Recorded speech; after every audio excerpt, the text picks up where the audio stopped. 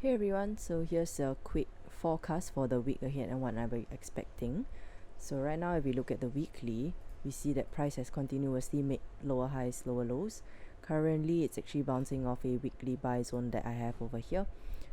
Still closing above my 50% level, so right now I do think that we could be in for some kind of pullback before actually coming down towards this lower zone, as we have quite a clean move on the left here.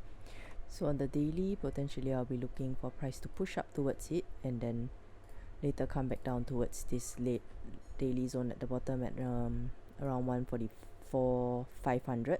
However, because it's quite a distance away, about 700 pips, if we look at the 4 hour, we do have some zones in the way. So what I'm expecting is for price to actually bounce off the 4 hour or the daily and then come back down to this area, make another pullback, and then come down again slowly towards the daily zone at 144 500. Moving on to gold, since price is actually trading within this daily range, I foresee that potentially this week maybe we could be looking for buys of this area to come back up into the daily zone and then potentially into this weekly area here, or even lower towards the 1620 daily area. So right now if we look at the weekly, we can see that price is actually creating weekly lower highs, lower lows.